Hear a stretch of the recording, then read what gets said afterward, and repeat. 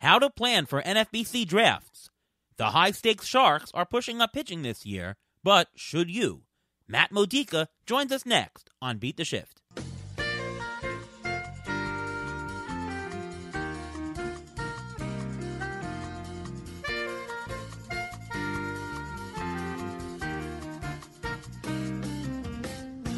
Welcome to another episode of the Beat the Shift podcast. I am your host, Ariel Cohen, and with me as always is Ruvain Guy. How are you, Ruvain? I'm doing great. How are you doing? Not bad. Well, today we have we finally have a Met fan on the line here. It's nice to talk to one. Well, when's the last Met fan that we had, Ruvain, on the show? I don't recall because usually most people hate the Mets. I don't know. Yeah, I think we had Wayne Randazzo on the show, but he works for the Mets, right? Yeah, that doesn't count. That doesn't count. Exactly count. Well, anyways, the Met fan that we're talking about is none other than NFBC great Matt Modica. What's going on, Matty Mo? It's just a nice Monday night. Happy to be on. Thanks for the invitation. Oh, you're very welcome. Thank you for coming on. And we want to pick your brain on a couple of things. The NFBC we'll talk about, obviously, and a little bit of our outfield preview. So get set for that. We jump to things right away here on the show, and we'll start with our strategy section. First of all, I know you play plenty of the NFBC for years. Maybe you can tell us a little bit about when you started, how you get started, and who do you think the NFBC is for today, and how might somebody get into it? Yeah, sure. I mean, for me, the NFBC is basically the Wall Street of fantasy baseball. It's like the stock market for players, and having a financial background, it was always appealing to me. I think it's pretty much for everybody, especially today. If you look at the price points that they have, and there's ways to earn entry fees into higher stake leagues and all that. So I think it's, for me, looking at it, it's one of the purest ways to play, in the fact that things we'll touch a little later in, though, but the fact that the draft is extremely important, the fab process is extremely, you don't have that trade aspect, obviously. Right. So tell me, what is the biggest differences in gameplay that you've seen between the NFBC or high money leagues versus a regular home league versus maybe expert leagues even that you've seen around the block? Well, the first thing would be, regardless of the price, what kind of league is it? Is it an overall where you still want to keep accumulating, say, saves and steals? Is it a satellite, like a home league, where it's just you and, say, 11 other or 14 other people that are playing it, where if you have 167 stolen bases and the next guy has 120, you really didn't need that, that much of an advantage. As opposed to in an overall, you want to keep accumulating that because you're competing up, say, 500 people, just to make it an easy number.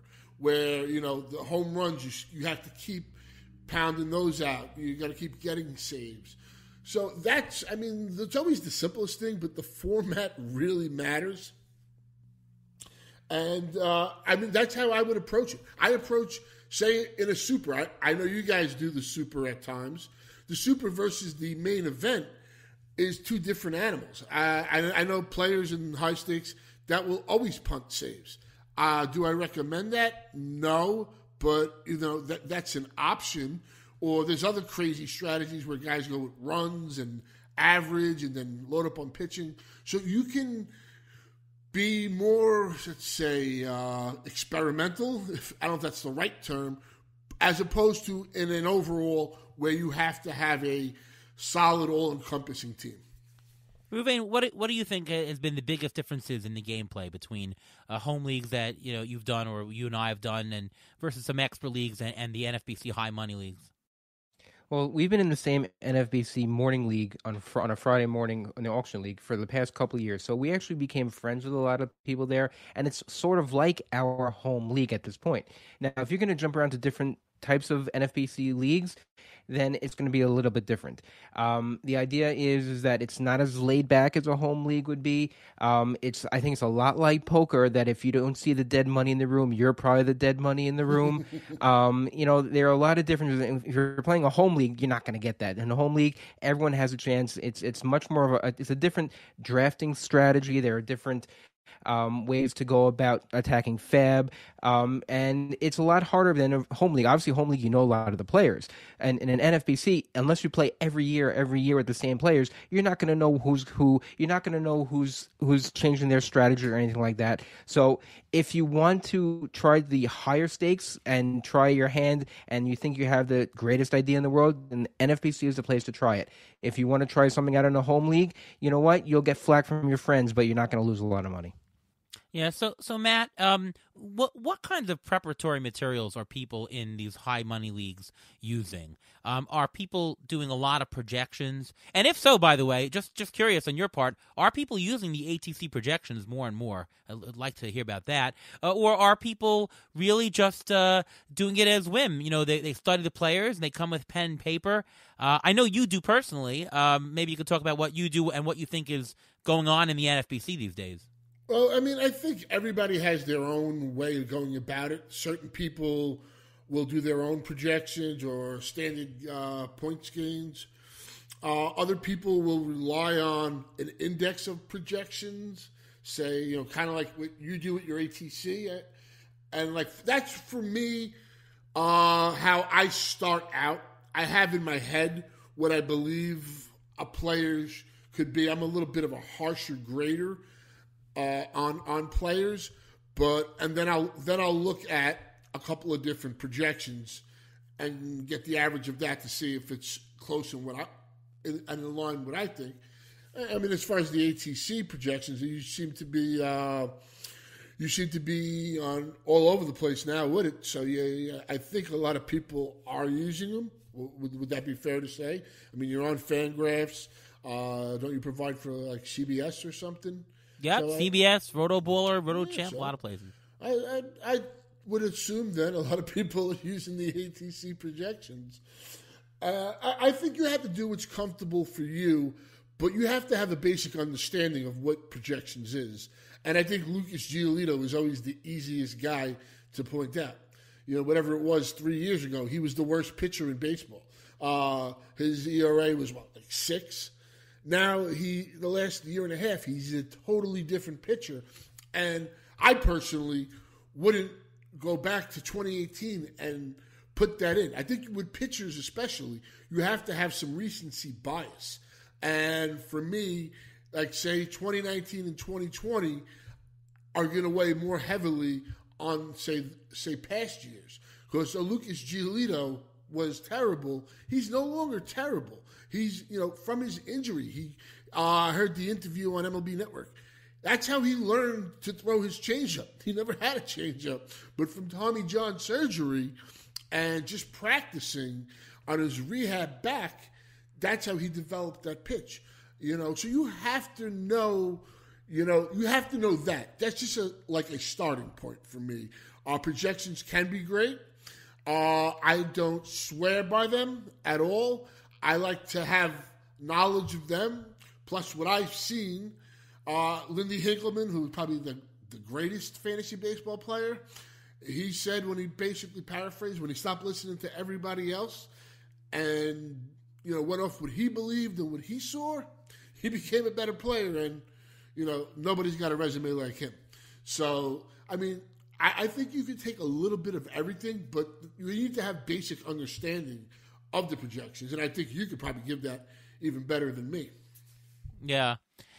So, you mentioned a little bit about, the fact that a lot of these NFBC contests have an overall prize. Just for the listeners who aren't that familiar, when you play in a home league, it's your home league. You've got 12 teams, and whoever's the top one wins. But for a lot of contests in the NFBC, and we talk sometimes about the Expert League TGFBI in here, there might be a league of leagues. So you'll take 30 leagues that are standalone, 15 teams in each, but there's 30 of them. and you do sort of a roto rank between them. The most homer, if there's 450 players, who's got the most homers gets 450 points. The next most gets 449 points, and all the way down to 1. And you rank players in between for an overall prize pool. Some of the money that you put up for the league goes to these overall parts, and there can be a big winner crowned in the main event. Some over $100,000, $150,000 is being handed to the winner, which is incredible. And the question is, what is different between playing in just a standalone league and playing in a league where there is both a standalone and an overall prize? You mentioned that you don't have to worry about killing a category, because in one league, if you win by 30 stolen bases, it doesn't matter. But when you're comparing to some other people in other leagues, well, now you're in the middle of a roto standing. So that's one way. What else do you find both in draft and during the season? I think with the draft, you don't have that, say, that pressure for speed. Like, I probably, unless I start with the Trey Turner or Tatis or somebody in that first round that's going to steal a bunch of bases, I'm never going to be the top guy in a satellite league or a standalone league in speed. It's just not my MO. I'll be more cognizant about it and having to fill that in an overall, for say. The same with saves. I'll definitely get a closer that I feel is one of those guys that has the job and the skills, which there aren't many of those. And then, say, I'll start specking on a couple of other guys, and throughout the year try and nail another half a closer in fab or something like that. So in that aspect, maybe that's a different tendency where it's not so much on you, because I'm competing against, like I said, 11 other people, whatever it may be. And as you guys said with the 9 a.m. auction, that I'll be a first timer there. I always do the auctions in New York, but I've never done the 9 a.m. But you get a feel in some of these leagues. They become like home leagues. Certain players are never going to either bid on a closer or someone. So that's just their MO. They're going to go heavy starting pitching, and just load it up that way. Take the 0 in saves and try and beat you in all the other categories. So yeah, you mentioned the fact that you want to be a little bit more balanced, or you have to be more sensitive to being balanced in where there's an overall component. Whereas if you're in a standalone, it's more value. You could have a little bit less focus on that. Ruvain, what are some of the other things that you've seen? You finished second in the TGFBI 2 years ago, so you're certainly familiar with overall competitions and doing well in them. What for you is different? I think you have to be more aggressive in picking rookies and picking prospects and getting guys returning from injury if you want to go for the overall prize. A couple of years ago, me and you, Ara, we had a team. We actually finished 8th overall from all the auction leagues because we had Trey Turner sitting on our bench for 3 months. We were thinking, you know what? We're going to be aggressive. We're going to have this guy, and we're going to bet on him that he's going to come up, and he's going to help us exactly what we need, and he did, and we ended up finishing 8th overall that year. We won our league, and we finished 8th overall. So I think the main thing is that you have to decide what you want to do. If you want to just win the satellite league, perfectly fine. Go ahead, do whatever you got to do to win that league. But if you want to try to be more aggressive and you want to win the overall, then you have to put more capital into rookies. You have to put more capital into prospects that are not up yet, but you think are going to get there. And you also have to put more risk and more capital on injury guys, because those are the guys who will win you the overall. Yeah. Matt, are you finding that when you have the overall component, you're taking a little bit more risks, a little bit more upside players, you're taking chances, you're pushing certain things? Is that what you find?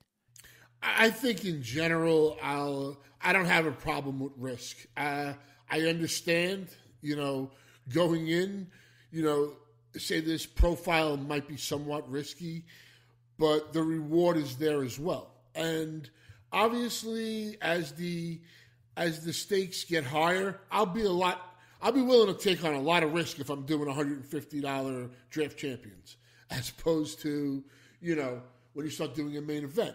As long as you have that foundation, then I think you can take on more risk as it goes. Or if, say, you take that, I'm trying to use a guy, like a Kyle Tucker, who hasn't done it over a full season yet. If you draft a Kyle Tucker, you want that, you want to have that foundation, which is tricky now, trying to get your pitching in there. But say you got a Tucker, you want a Corey Seager, an